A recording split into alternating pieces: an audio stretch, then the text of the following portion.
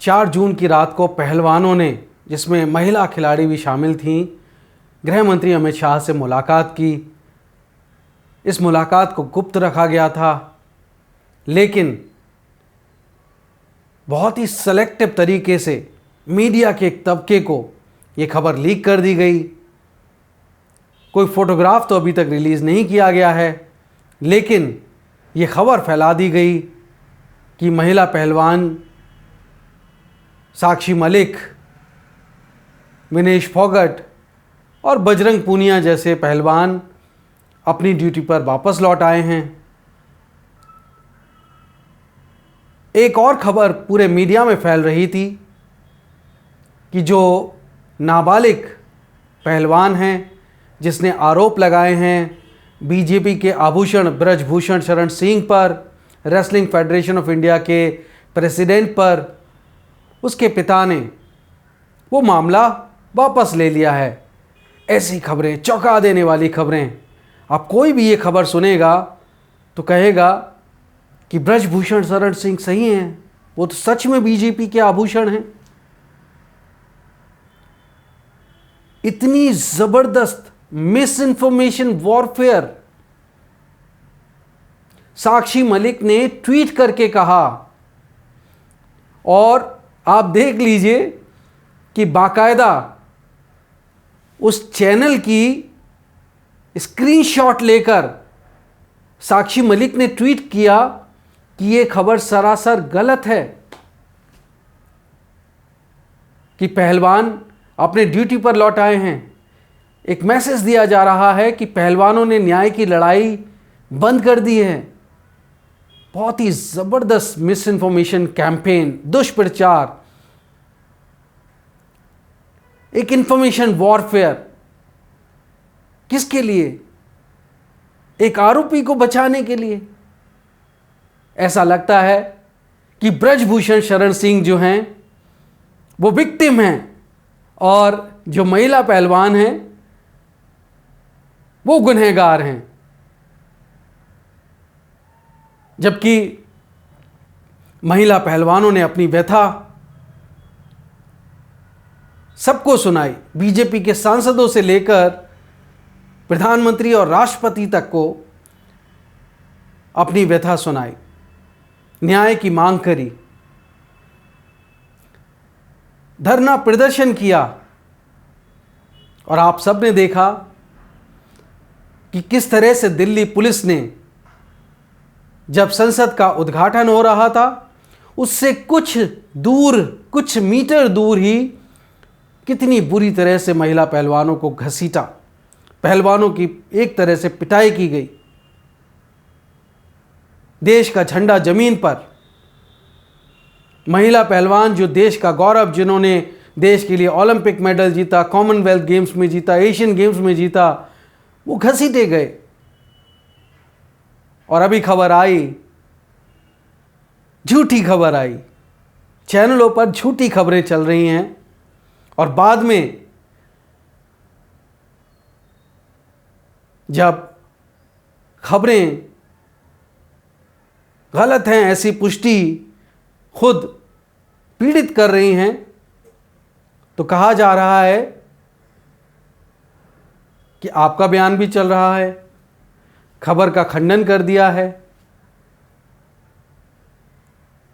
मैं समझता हूं कि देश का कोई भी मीडिया पर्सन होगा वो सच के साथ खड़ा होगा, बहुत जिम्मेदारी के साथ।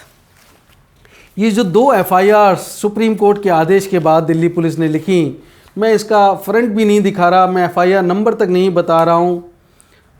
ये दोनों FIR की कॉपी मेरे पास कई दिनों से हैं। मैंने कंटेंट आज तक रिवील नहीं किया, क्योंकि जब मैं कंटेंट अगर पढ़ता भी हूँ तो ये बहुत बड़ी व्यथा होगी हमारे समाज की उन लड़कियों के लिए जो इस तरह के किसी भी शारीरिक शोषण से, यौन शोषण से गुजरी होंगी। और हमारी जो महिला पहलवान बेटियां हैं, एक तरह से ये उनके ऊपर भी अत्याचार होगा। लेकिन ताज्जुब की बात है कि एक नाबालिग ने इतने संगीन आरोप लगाए हैं और इतने समय तक महिला पहलवान, बीजेपी के सांसद, रसूखदार कुख्यात सांसद ब्रजभूषण शरण सिंह की यातनाएं झेलती रहें, उससे बचती रहें। सब कुछ इसमें दर्ज है। पॉस्को में जहां जमानत तक नहीं हो सकती, उस केस में पॉक्सो एक्ट में ये एफआईआर लिखी गई। 5 पेज की एफआईआर, दूसरी 15 पेज की एफआईआर है, जिसमें कई महिला पहलवानों के दुख दर्द बयान हैं। इकट्ठी एफआईआर है, वो कलेक्टिव। प्रधानमंत्री जी को पहले से पता था। ब्रजभूषण शरण सिंह ने तो, जब महिला पहलवानों से मिलने की बात हुई प्रधानमंत्री के, तो एक पहलवान का, महिला पहलवान का नाम तक काट दिया। वो तो संवेदनशीलता देखिए प्रधानमंत्री कार्यालय की, प्रधानमंत्री जी की, कि कम से कम उसको बुलाया उन्होंने। लेकिन कार्रवाई क्या की? सब कुछ जानते बूझते हुए अब गृह मंत्री मिल रहे हैं। अरे मिलने की क्या ज़रूरत है, और मिल भी लीजिए, पर मिलने के बाद या होना तो ये चाहिए था कि पहले अरेस्ट करते आरोपी को। अब वो चाहे कितना भी रसूखदार सांसद हो, उसके गुनाह की लिस्ट तो बहुत लंबी है, इतने आरोप लगे हैं, मर्डर तक की बात खुद कबूल रहा है। और आप मिल रहे हैं, कोई बात नहीं, अच्छी बात है, आप गृह मंत्री हैं, मिल सकते हैं, किसी से भी मिल सकते हैं। लेकिन उनकी पीड़ा जानने के बाद रात को ना सही, अगली सुबह तो सांसद को अरेस्ट कराते। इतने एडवोकेट से मैंने बात करी है, हाई कोर्ट के, सुप्रीम कोर्ट के, लोअर कोर्ट के, और सब ये कहते हैं कि तुरंत अरेस्ट होना चाहिए था। और जो खबरें चल रही हैं कि माइनर के पिता, जो नाबालिग रेसलर है, बच्ची है, उसके पिता ने पॉक्सो एक्ट की एफआईआर वापस ले ली है, समझौता कर लिया है। इतनी भ्रामक, इतनी झूठी खबरें। मैं समझता हूं सरकार ने एक फैक्ट चेक यूनिट बनाई है, वो क्यों नहीं संज्ञान लेती? ऐसी झूठी खबरें चल रही हैं और कोई संज्ञान नहीं ले रहा। कैसी इंफॉर्मेशन वॉरफेयर है? ऐसी हाइब्रिड वॉरफेयर तो सिर्फ युद्ध में होती है।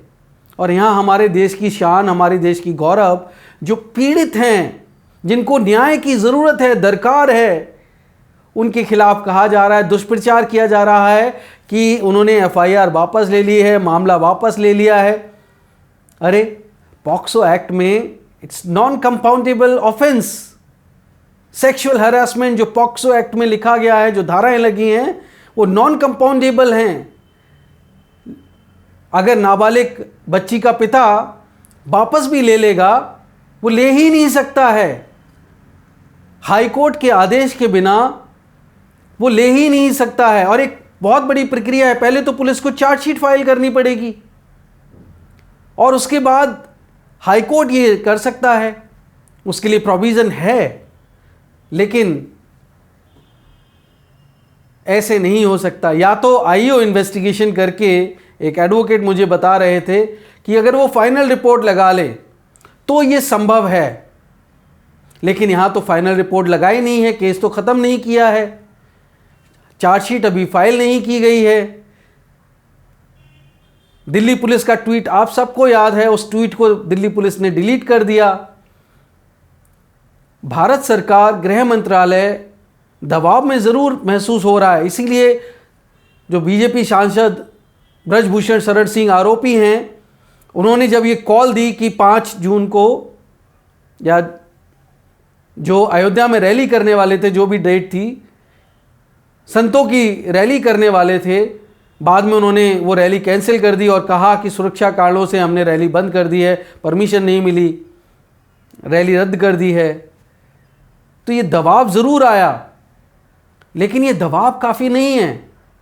क्योंकि अगर एक आरोपी गिरफ्तार नहीं हो रहा, पॉक्सो एक्ट में उसके खिलाफ संगीन आरोप हैं, और एक दो नहीं जाने कितनी महिला पहलवानों ने आरोप लगाए हैं और बहुत संगीन हैं, डरा देने वाले हैं कि ऐसा serial predator, sexual predator Delhi के अशोका रोड पर, देश की राजधानी में, सरकार में बैठकर 1 नहीं, 2 नहीं, 3 नहीं, 4 नहीं, जाने कितनी महिला पहलवानों का शारीरिक शोषण करता रहा, सेक्स की डिमांड करता रहा, प्रलोभन देता रहा, उनके, माफ कीजिएगा मैं बोलना नहीं चाहता हूं, किसी भी महिला की डिग्निटी होगी उसके खिलाफ जाएगा अगर मैं बोलूँगा कि किस तरह की वो हरकतें कर रहा था। मैं उन हरकतों के बारे में बात नहीं करना चाहता, लेकिन शर्म से सिर झुक जाए अगर आप एफआईआर पढ़ लें, वो आरोप पढ़ लें, विचलित हो जाएं आप। लेकिन सरकार विचलित नहीं हो रही, बचा रही है, टाइम बाई कर रही है। देश की गृह मंत्री अगर वो मिल रहे हैं तो अगले दिन तो ये खबर खुद साक्षी मलिक, महिला पहलवान विनेश फोगट जिन्होंने आरोप लगाए हैं, बजरंग पूनिया जो मिले हैं, उन सबको ये ट्वीट खुद करना चाहिए था कि गृह मंत्री से मिलने के बाद में हम बहुत आश्वस्त हैं और हमें कहा गया है कि ब्रजभूषण को आज हम गिरफ्तार कर लेंगे। लेकिन ऐसा तो कुछ नहीं हुआ, ये तो उल्टी कहानी है। क्योंकि बीजेपी सांसद को बचाया जा रहा है, जितना टाइम बाय किया जा रहा है उसमें इन्फ्लुएंस किया जा रहा है विटनेसेस को, जो जिन्होंने आरोप लगाए हैं, पीड़िताओं को, उनके घर वालों को। आपने देखा कि एक नाबालिग बच्ची जिसने पॉक्सो एक्ट में आरोप लगाया है, एफआईआर दर्ज हुई है, उसके चाचा को मीडिया के सामने लाया गया, उसकी आइडेंटिटी रिवील कर दी गई। ऐसे मीडिया वाले जिन्होंने एक पॉक्सो एक्ट में एक विक्टिम की आइडेंटिटी रिवील करी, उस चाचा को तो तुरंत जेल भेज देना चाहिए, लेकिन कोई कार्रवाई नहीं हुई। मैंने आपको इन एफआईआर का फ्रंट तक दिखाने में हिचकिचाहट दिखाई है। मैं आपको ब्लैंक पेज दिखा रहा हूं। आप सोच रहे होंगे कि ये एफआईआर है भी या नहीं है, लेकिन मेरे पास ओरिजिनल एफआईआर हैं, लेकिन मैं नहीं दिखा रहा हूं क्योंकि बहुत संवेदनशील मामला है। मैं नहीं चाहता हूं कि इसका लाभ किसी को भी मिले, किसी आरोपी को मिले। बस इतना कह सकता हूं, पत्रकार, अगर आप मेरी बात पे यकीन करते हैं, पत्रकार हूं, ईमानदार सच्चा पत्रकार हूं। मैं कह रहा हूं एफआईआर में जो आरोप हैं वो ऐसे आरोप हैं कि ब्रजभूषण शरण सिंह एक आरोपी है, उसको एक आरोपी की तरह, अपराध का आरोपी की तरह ट्रीट करना चाहिए, कोई सहानुभूति नहीं रखनी चाहिए, वो 100% उसको जेल भेजा जाना चाहिए। इतने संगीन आरोप हैं, कोई भी आम आदमी होता, इतने संगीन आरोपों के बाद उसको खुला घूमने की इजाज़त ही नहीं मिलती, जमानत भी नहीं मिलती, तुरंत जेल भेजा जाता। लेकिन एक रसूखदार सांसद को बचाया जा रहा है। और देश का मीडिया क्यों बचा रहे हैं? वोट बैंक की राजनीति सत्य से ऊपर नहीं हो सकती, कानून से ऊपर नहीं हो सकती। हो सकता है ब्रजभूषण शरण सिंह एकदम निष्कलंकित हो, खरे हों और आरोप झूठे साबित हो जाएं। अरे पर पहले जो नियम कायदे कानून हैं उनके हिसाब से उनको अरेस्ट करके जेल तो भेजिए, ट्रायल तो कीजिए। पुलिस तो आपकी है, ब्रजभूषण शरण सिंह के दबाव में काम कर रहे हैं। स्पोर्ट्स मिनिस्ट्री, आपने देखा कितना दबाव है। इसमें साफ लिखा है कि ओवरसाइट कमेटी ने भी महिला पहलवानों का, जिन्होंने आरोप लगाए हैं, पीड़िता जो हैं, उनका किस तरह से बयान रिकॉर्ड किया है, कैमरा ऑन ऑफ, ये सब लिखा है इसमें। तो मैं ये कहना चाहता हूं कि आरोपी को बचाने से कुछ नहीं होगा, क्योंकि सच कभी दबाया नहीं जा सकता। और आप देखिए कितनी खाप पंचायतें हो रही हैं। 9 तारीख का अल्टीमेटम दिया गया है कि अगर आप उसको गिरफ्तार नहीं करेंगे आरोपी को तो आंदोलन किया जाएगा।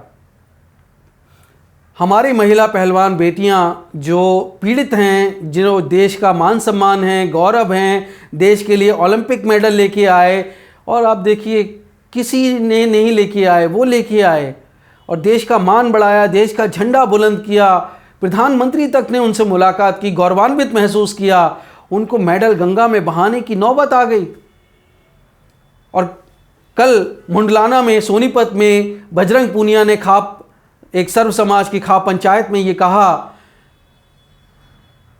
कि वो इतनी डरी हुई हैं, इतनी सहमी हुई हैं और इतनी दर्दनाक हालत में है कि कहीं कोई उल्टा सीधा कदम ना उठा लें। एक साक्षी और विनेश यहाँ पे नहीं आ पाई, उनके लिए मैं क्षमा चाहूंगा, क्योंकि उनमें अभी इतनी हिम्मत नहीं है। जो घटनाएं घटी हैं 28 तारीख के बाद भी और 30 तारीख का जो गंगा नदी वाला जो घटना थी उसके बाद वो बिल्कुल टूट चुकी हैं।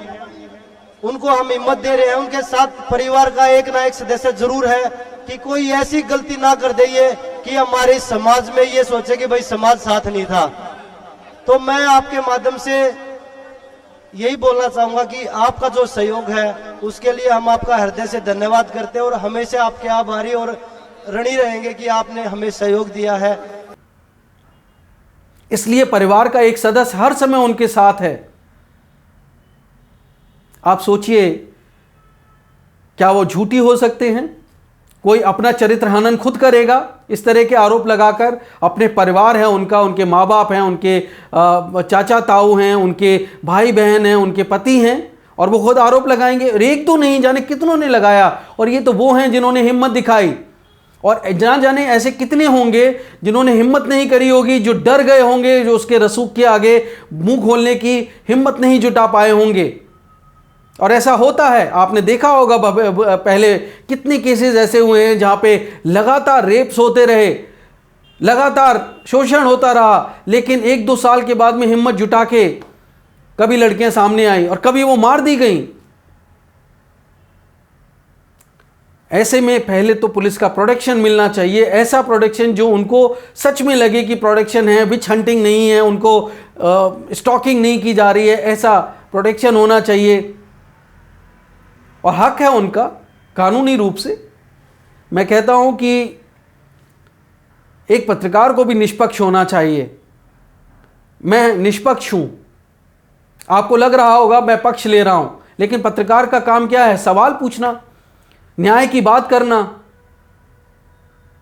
तो मैं वही काम कर रहा हूं, सवाल पूछ रहा हूं कि आखिर ब्रजभूषण शरण सिंह को क्यों बचाया जा रहा है?